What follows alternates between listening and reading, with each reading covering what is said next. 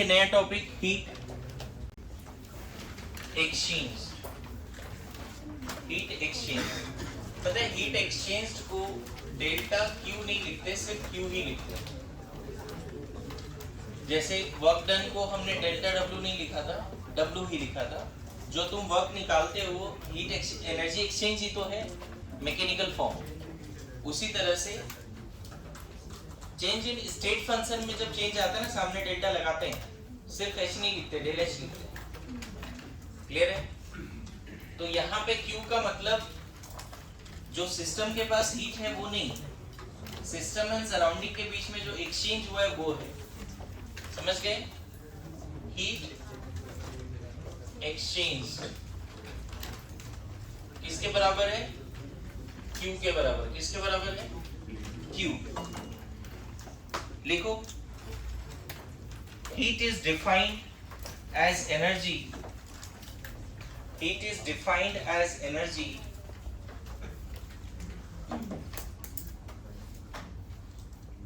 heat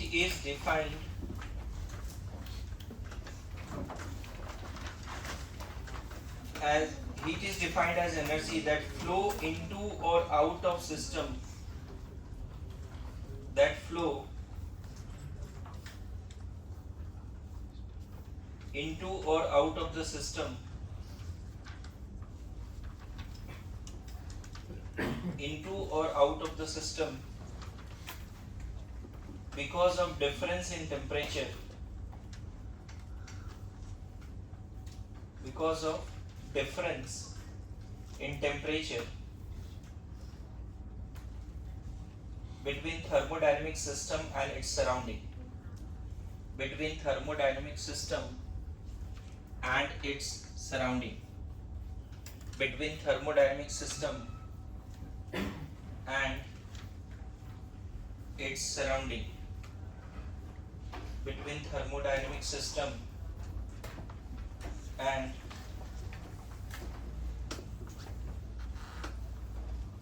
its surrounding. Full stop. It is path function. It is path function.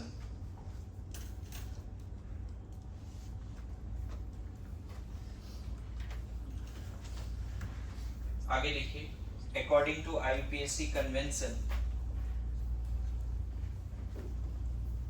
according to IUPAC convention, heat absorbed by the system is positive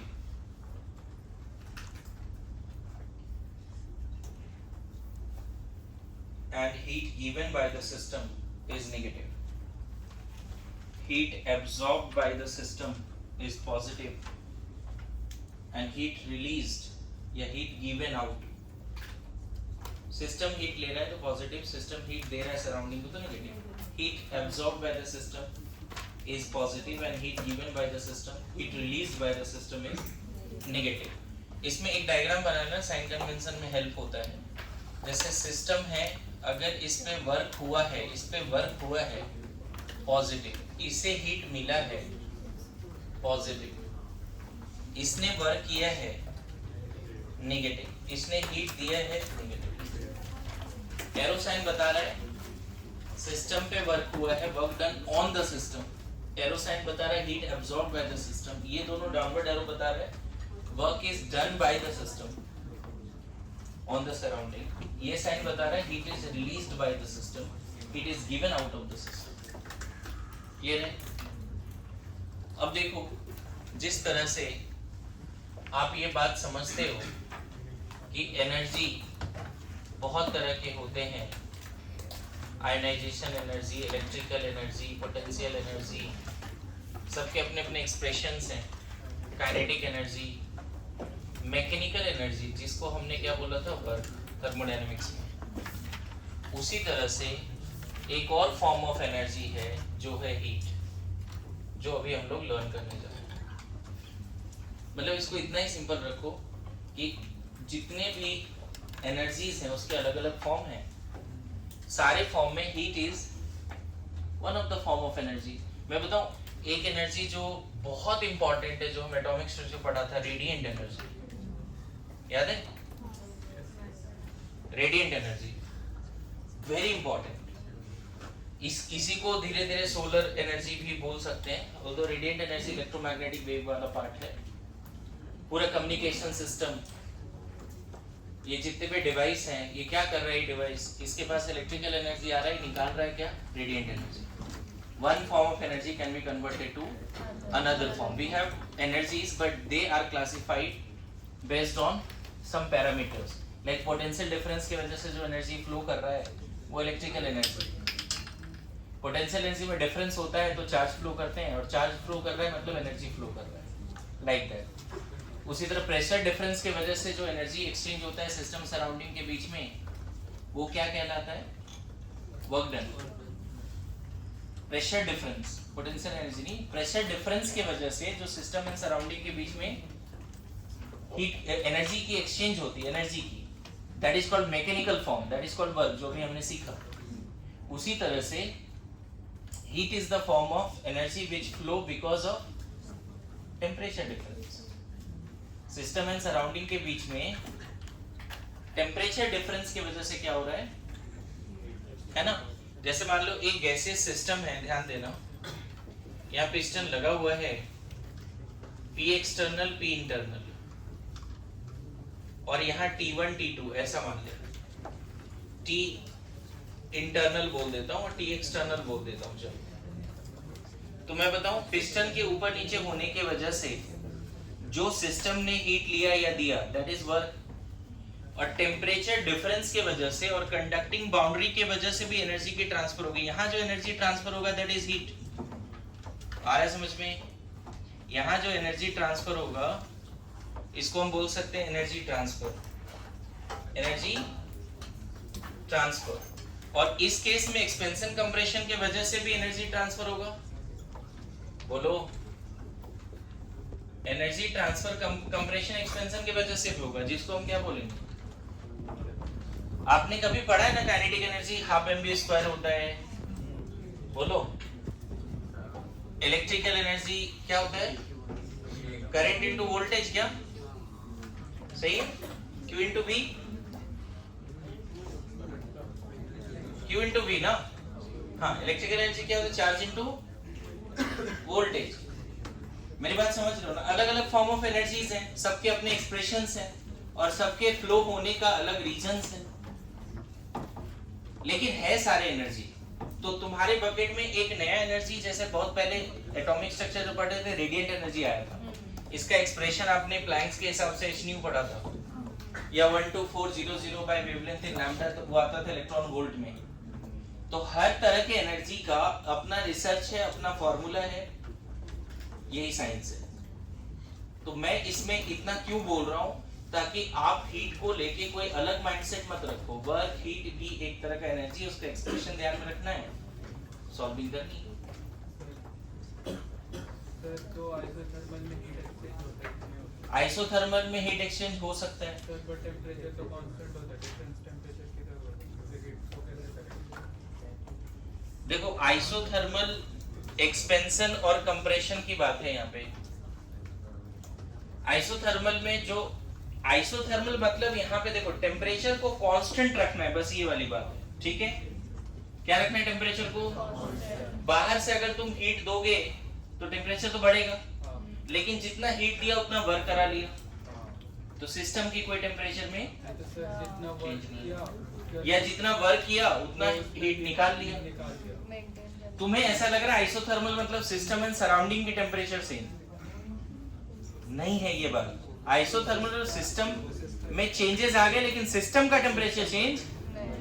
तुम ये बोलते ना कि system is at equilibrium, thermal equilibrium with surrounding, तब तुम बोलोगे दोनों का टेम्परेचर क्या है, isothermal process means system and surrounding का टेम्परेचर सेम, ऐसा है। क्या मतलब आइसोथर्मल प्रोसेस का? किसका टेम्परेचर? सिस्टम का। During the process start, initial, final, during the process temperature system का नहीं बदलेगा। समझ में आ रहा है? तो सिस्टम का टेम्परेचर अगर हीट दोगे तो बढ़ेगा ना, बाहर से हीट दिया तो बढ़ेगा, उतना वर्क करा लिया। ये तो फर्स्ट लॉ है। देखेंगे एनर्जी इज कंजर्व। मैं बताऊं, heat and work are interconvertible. अच्छा क्वेश्चन पूछा है तो इसको एक्सप्लेन भी कर देता हूं। मैकेनिकल वर्क को हीट में कन्वर्ट किया जा सकता है और हीट को मैकेनिकल वर्क में भी कन्वर्ट किया जा सकता है। मेरी बात समझ रहे हो? जैसे ये ऐसे अभी देखो मैकेनिकल वर्क कर रहे हैं, क्या हो रहा है? हीट जनरेट होगी। मेरी बात समझ रहे हो? जैसे वो बहुत अच्छा एग्जांपल है, वाटर में अगर व्हील रोटेट करें पैडलिंग तो वाटर की टेम्परेचर क्या होती है? बिना हीट दिए भी टेम्परेचर बढ़ा सकते हैं। ये कैसे पॉसिबल है? मैकेनिकल वर्क कर दे उसका टेम्परेचर बढ़ जाएगा। मेरी बात समझ रहे हो? So heat is that form of energy which flows because of temperature difference. ये बात हम समझ रहे हैं, क्लियर है? और साथ साथ में हम क्या बोल सकते हैं? Mechanical work in thermodynamics, mechanical work can be converted to heat and vice versa. ये भी लिख लो, mechanical work can be converted to heat and vice versa.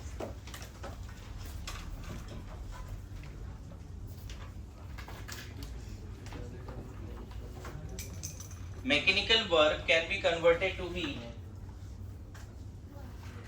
Mechanical work can be converted to heat and vice versa.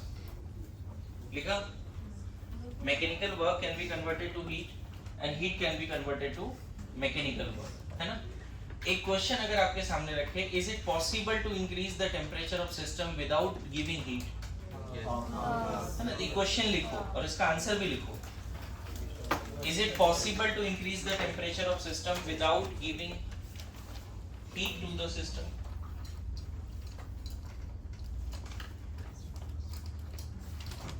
Is it possible to increase the temperature of system without giving heat to the system? इसका answer ऊपर वाला line ही है। Yes, it is possible. Work can be converted, work जो energy है वो temperature बढ़ाने में use हो जाएगा। क्या किसी सिस्टम का टेम्परेचर तभी बढ़ता है जब हम उसको हीट देते हैं? बोलो, क्या किसी सिस्टम का टेम्परेचर तभी बढ़ता है जब हम उसको हीट देते हैं?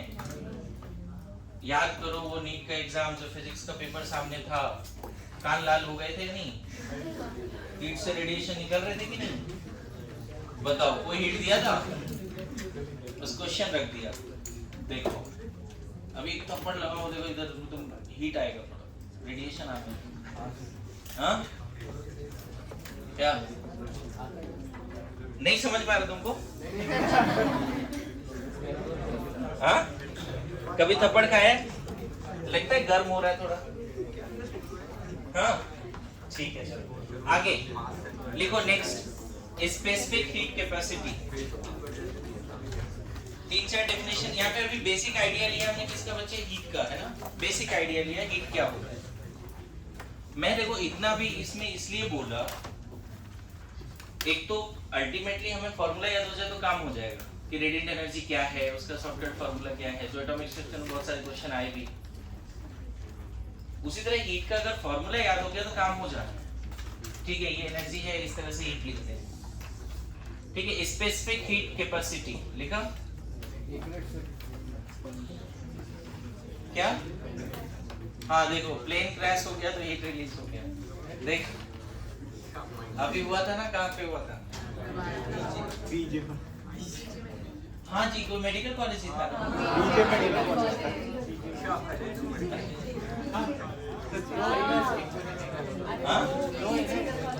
बीजे 2 है, दोनों गवर्नमेंट ही है। बीजे का फुल फॉर्म क्या है?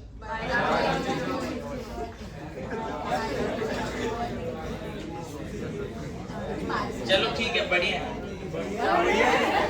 अरे 2 कॉलेज है, मैं ये बोल रहा हूँ बढ़िया है। प्लेन दे रही है थोड़ी बदनाम करने में। मैंने उसका इंटरव्यू देखा था, उसमें ऐसा था कि पायलट ने तो अपना जान दिया ही, लेकिन पायलट ने ध्यान से एक ऐसे जगह पे प्लेन क्रैश कराया, पता नहीं यही आ रहा था न्यूज में, जिस बिल्डिंग में कम लोग थे या नहीं थे ऐसा। क्योंकि अगर वो मान लो हॉस्टल था, ऐसा सुनने में आया ना, कोई हॉस्टल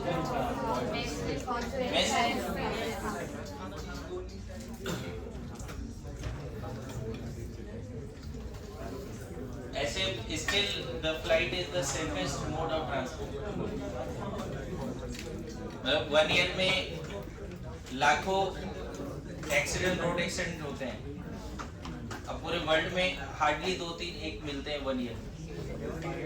मतलब कंपैरिजन ही नहीं है, मैं बताऊं. हाँ, ये भी बात है कि लोग ऊपर प्लेन जो है और एक्सपेंसेस बात सही है, लेकिन अभी भी हम लोग यहाँ बैठे हैं, हजारों फ्लाइट, लाखों फ्लाइट ग्लोब में है, लेकिन कार कितने होंगे और कार चलाने वाले कैसे होंगे वो सोचो थोड़ा. बात वहाँ आती है क्या. ओके, लिखो energy required to raise the temperature. Energy required to raise the temperature. Energy required to raise the temperature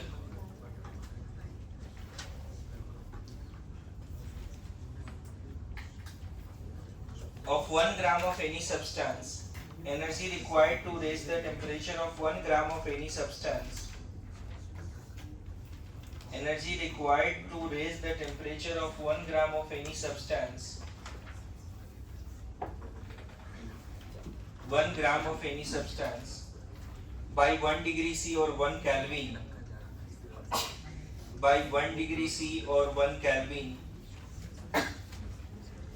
By 1 degree C or 1 Kelvin. Is called specific heat capacity of that substance. Is called specific heat capacity of that substance. Is called specific heat capacity of that substance. इसी में 1 calorie का definition लिखो. 1 calorie 1 calorie कितना 4.18 joule होता है ना. लिख लो. Amount of heat, 1 calorie is the amount of heat required to raise the temperature.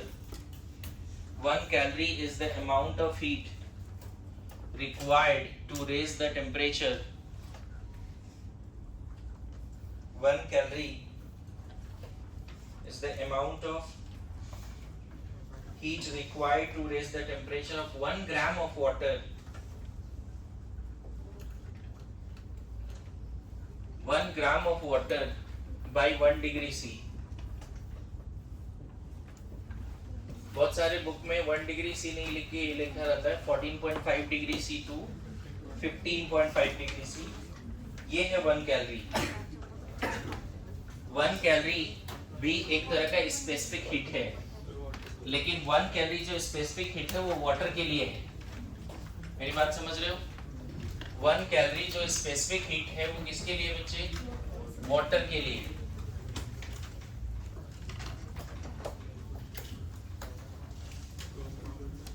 देखिए यहाँ पे ध्यान दो. अगर मान लेते हैं यहाँ पे Fe सॉलिड है, इधर ध्यान दो 500 ग्राम है और टेम्परेचर है मान लेते हैं 25 डिग्री से. इसको हीट किया है ना, और टोटल हीट दे दिया मैंने suppose 1000 kilo joule. Any how calculate किया और इसकी टेम्परेचर हो गई अभी 5 Fe सॉलिड ही है ना. 500 ग्राम हीट से उसका मास नहीं बढ़ जाएगा. हीट देने से इसका मास नहीं बढ़ेगा. समझ गए ना. अब इसकी टेम्परेचर हो गई मान लो 30 डिग्री सी. तो बता सकते हो अभी जो डेफिनेशन लिखा है कैलकुलेट स्पेसिफिक हीट, बता सकते हो स्पेसिफिक हीट क्या होगा?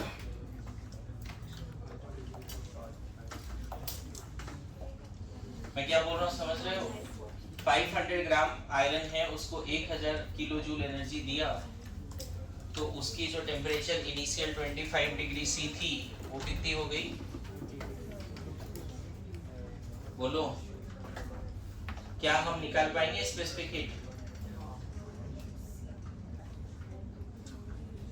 इस डेटा से निकाल पाएंगे। देखो डेफिनेशन क्या था, it is the heat given to 1 gram of any substance so that its temperature changes by 1 degree C। क्या ये तरीका होगा निकालने का? कैसे निकाल पाएंगे बताओ? देखो मान लेते हैं let S be the specific heat of Fe solid। S मान लेते हैं क्या है? specific heat of Fe solid। ध्यान देना कैसे निकाल रहे हैं, फॉर्मूला डिराइव हो जाएगा, स्पेसिफिक हीट भी समझ जाओगे। क्वेश्चन यहाँ पे ऐसा था कि 500 ग्राम आयरन सॉलिड है, 25 डिग्री सी पे है, उसको 1000 किलो जूल एनर्जी दिया और वो गर्म हो गया और उसकी टेम्परेचर 5 डिग्री से बढ़ गई। ये है डेटा और इसके बेसिस पे हम क्या बोल रहे हैं निकालने आपको? Specific heat of iron. तो मान लेते हैं let S be the specific heat of iron. इसका मतलब क्या है? देखो अगर यहाँ 1 ग्राम Fe सॉलिड होता, इसको कितना एनर्जी देते? S कितना देते? तब इसकी टेम्परेचर जो भी थी T1 मान लेते 25 है, तो फिर कितना हो जाएगा? कितना हीट देंगे? तो अब वही 1 ग्राम क्या हीटेड है? अभी भी 1 ग्राम ही है। अरे बोलो, 1 ग्राम आयरन था, उसको S अमाउंट ऑफ एनर्जी दिया, where S is the specific heat। Definition के हिसाब से क्या है? S स्पेसिफिक हीट है। मतलब अगर S किसका स्पेसिफिक हीट है? वो आयरन का या वाटर का? आयरन का। S अमाउंट ऑफ एनर्जी 1 ग्राम को दोगे, 1 ग्राम आयरन को अगर ये एनर्जी दोगे तो उसकी टेम्परेचर कितनी हो जाएगी? 26 डिग्री सी। बोलो अगर यही 2 ग्राम होता तो 2 ग्राम होता और 25 डिग्री सी से 26 करने होते, तब कितना एनर्जी पर ग्राम हमें एस देना है? यहाँ कितना देना पड़ेगा? 2s। यहाँ तक समझ रहे हैं सब लोग? बोलो एक फॉर्मूला डिराइव हो जाएगा भी, पे अटेंशन। जैसे काइनेटिक एनर्जी का फॉर्मूला आप यूज करते हो, हाफ mv स्क्वायर करते हो, हमें नहीं पता कैसे आए, डेरिवेशन पता है? Anyone? Kinetic energy half mv square use करते हो, डेरिवेशन पता है? Radiant energy, Planck's quantum theory, energy क्या लिखते हैं? h nu। प्लैंक्स ने थ्योरी दिया कि energy of any packet proportional to their frequency, वहां से है ना h nu। उसका डेरिवेशन थोड़ा बहुत आइडिया है। उसी तरह से हीट का डेरिवेशन की बात कर रहे हैं हम। कितना एनर्जी देना पड़ेगा? 1 ग्राम को S स्पेसिफिक हीट है, इसका मतलब S अमाउंट ऑफ हीट अगर 1 ग्राम आयरन को दिया तो उसका टेम्परेचर कहां से कहां जाएगा? उसी 1 ग्राम का टेम्परेचर 1 से बढ़ जाएगा। अगर 2 ग्राम होता तो 2s देना पड़ता। अगर 5 ग्राम आयरन होता 25 डिग्री सी पे और हम उसी को लेके जाना चाहते हैं, 5 ग्राम ही है लेकिन 26 पे लेके जाना चाहते, कितना देना पड़ेगा? 5s। बोलो अगर m ग्राम है तो एक बड़ा सा टुकड़ा m gram of Fe solid है और उसको हमें लेके जाना है कहां से? 25 डिग्री सी से। पूरे मास को लेके जाना है 26 डिग्री सी पे। मास चेंज नहीं होना चाहिए भी। बोलो कितना देना पड़ेगा?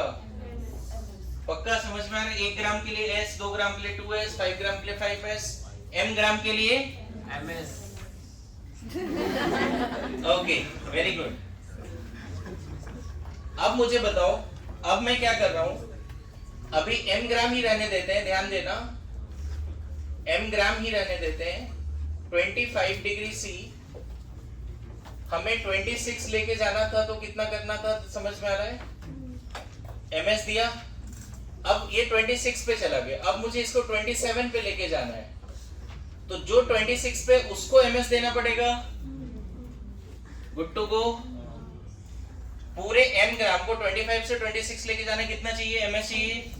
अब m ग्राम 26 पे, उसको 27 पे लेके जाना है, कितना चाहिए? फर्दर ms चाहिए। Good to go. Further ms चाहिए कि नहीं? जहां से वहां से 1 डिग्री बढ़ाना है। 1 ग्राम होता तो s देना पड़ता, 2 ग्राम है तो 2s, 5 ग्राम 5s, m ग्राम ms। समझ में आ रहा है? अच्छा अब पहुंच गया 27 पे। बताओ फिर इसी को हमें लेके जाना है 28 पे, तब फिर हमें इसको कितना देना होगा, मतलब जितना डिग्री हम चेंज करते जा रहे हैं एमएस एमएस एमएस चल रहा है। तो हीट का फॉर्मूला देखो, अगर तुम्हें डेल्टा टी से चेंज करना है मतलब 25 से 30 तक लेके जाना है तो कितना देना पड़ेगा, 5 टाइम्स एमएस एमएस एमएस बोलो, मतलब एमएस डेल्टा टी। आया समझ में? हीट का फॉर्मूला क्या है, एमएस डेल्टा टी। मैंने बोला ये जैसे energy which flow because of temperature difference, देखो आ रहा है एक्सप्रेशन में टेम्परेचर आ रहा है। मेरी बात समझ में आ रहा है? What is the formula of heat for solid liquid? Solid liquid के लिए यही करना। अभी गैस के लिए बात अलग करेंगे थोड़ा। मोस्टली सॉलिड लिक्विड का टेम्परेचर अगर 1 डिग्री सी से बढ़ाना है तो constant pressure and constant volume doesn't matter. करेंगे बात इस पर, डिस्कशन है ना। कांस्टेंट वॉल्यूम पे टेम्परेचर बढ़ाओ या कांस्टेंट प्रेशर पे बहुत ज्यादा फर्क नहीं पड़ता एनर्जी का। अब बताओ, अगर ये फॉर्मूला लगा दोगे तो क्वेश्चन बन जाएगा। कैसे बनेगा सोचो। टोटल हीट गिवन है, मास दिया हुआ है, स्पेसिफिक हीट तो निकालना था। क्वेश्चन क्या था, what is specific heat of iron. Total energy 1000 kilo joule, mass 500, S नहीं पता, डेल्टा टी 5। डेल्टा टी क्या हो गया, क्या समझ में कैसे फॉर्मूला डिराइव किया मैंने? एक फ्लो चार्ट बनाओ, जल्दी से समझने की कोशिश करो। आज के बाद heat absorb with in system and surrounding तब निकाल सकते हैं जब उस सब्सटेंस का, उस सिस्टम का स्पेसिफिक हीट पता हो। सिस्टम जिससे बना है उसका स्पेसिफिक हीट, ये तुम्हारा काम नहीं, रिसर्च का काम है, थर्मोडायनामिक्स का काम है। आयरन का स्पेसिफिक हीट कुछ और होगा। 1 ग्राम आयरन को अगर 1 डिग्री सी बढ़ाना है टेम्परेचर तो ये कुछ और आएगा। ये 1 ग्राम गोल्ड होता तो उसकी स्पेसिफिक हीट कुछ और आती। 1 ग्राम वाटर होता तो वो तो 1 कैलोरी आता है। हर सब्सटेंस का स्पेसिफिक हीट अलग होगा, सेम नहीं होगा। क्लियर हुआ कैसे डिराइव किया मैंने? बोलो। आज के बाद हीट का फॉर्मूला डायरेक्ट क्या याद रखना है, एमएस डेल्टा टी, है ना। एमएस तो याद ही रहेगा क्या। लिखिए, कर ले जो करना है।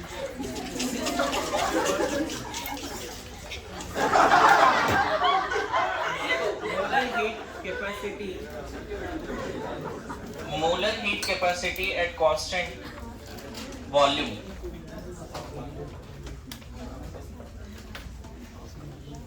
मतलब टाइम कंप्लीट होने का पढ़ाने का अपना ही मजा है। तुम्हें लग रहा है तू मजा ले रहा है, मैं भी मजा ले रहा हूँ।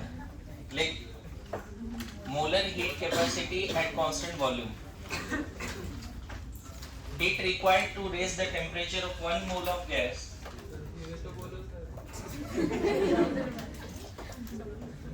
heat required molar heat capacity at constant volume, heat required to raise the temperature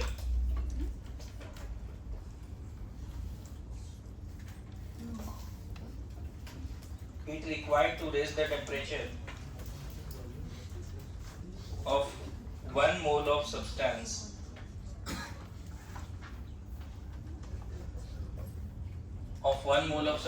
by 1 degree C at constant volume.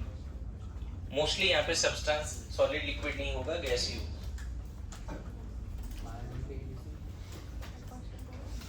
By 1 degree C at constant volume, heat required to raise the temperature of 1 mole of substance by 1 degree C at constant volume, denoted by क्या, CV, है ना। ठीक है, ध्यान रखना heat constant volume पे किस, जब हीट एक्सचेंज कांस्टेंट वॉल्यूम पे होगा तो कौन सा हीट कैपेसिटी यूज करेंगे। हीट एक्सचेंज अगर कांस्टेंट वॉल्यूम पे होगा तो क्या यूज करेंगे, CV। उसी तरह से लिखो molar heat capacity eight constant pressure, molar heat capacity at constant pressure, molar heat capacity at constant pressure, molar heat capacity at constant pressure, again सब डेफिनेशन सेम होगा, लास्ट में क्या रखना है, कांस्टेंट वॉल्यूम की जगह पे constant pressure. Heat required to raise the temperature of 1 mole of substance by 1 degree C at constant pressure. Specific capacitor molar capacitor वहां 1 ग्राम लेते थे, यहाँ 1 मोल ले रहे हैं. मोलर वर्ड से ही समझ में आ रहा है. बोलिए. देखो मॉड्यूल सबको मिला हुआ है. मैंने प्रैक्टिस सेशन 1 तक बोला था पढ़ने. उसके अलावा जो होमवर्क है वो है तुम्हारा 84 पेज पढ़ना है, 85 पेज पढ़ना है. अच्छे से पढ़ के समझ के आना है बच्चे, है ना. 86 और 87 का हाफ, इसका हाफ पेज है बच्चे, है ना, पूरा नहीं है, क्वेश्चंस वाला पार्ट नहीं है. और यहाँ पे जब 87 जाओगे वहाँ एंट्रोपी शुरू होता है, उससे पहले वाला पार्ट करना है. फिर से रिपीट कर रहा हूँ, 76 to 80 और प्रैक्टिस सेशन 1 और ये, ठीक है. आप ना QV NCP डेल्टा T होता है, QP NCP डेल्टा T होता है. जैसे एक एक्सप्रेशन डिराइव किया ना उधर, उसी तरह से ये एक्सप्रेशंस हैं. बाद में देखते हैं यही डेल E होता है और ये डेल H होता है. ये सब थोड़ा पढ़ के आओ, लास्ट ईयर के नोट्स वगैरह उसको पढ़ने की कोशिश करो, समझने की कोशिश करो. Not only this, Cp minus Cv equal to R, इसका डेरिवेशन देख के आओ.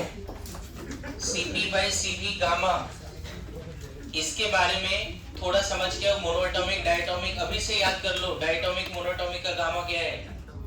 मेरे बात समझो, 1 मोल नाइट्रोजन को कांस्टेंट प्रेशर पे हीट करना है तो जो एनर्जी चाहिए Cp है. और वही 1 मोल नाइट्रोजन को कांस्टेंट वॉल्यूम पे हीट करना है बाय 1 डिग्री C, जो एनर्जी चाहिए. अंडरस्टैंड. देखो उतना दिमाग नहीं लगाना, ये एनर्जी का रेशियो है. लेकिन ये कौन सा एनर्जी है. कांस्टेंट प्रेशर पे 1 मोल नाइट्रोजन का टेम्परेचर 1 डिग्री C से बढ़ाना है तो जो एनर्जी चाहिए हो सकता है वो 10 जूल हो. और वही 1 मोल नाइट्रोजन का टेम्परेचर 1 डिग्री C से बढ़ाना है कांस्टेंट वॉल्यूम पे तो हो सकता है वो 8 जूल हो, ऐसा मान लेते हैं. उसका रेशियो ही क्या कहलाता है, गामा. शांत.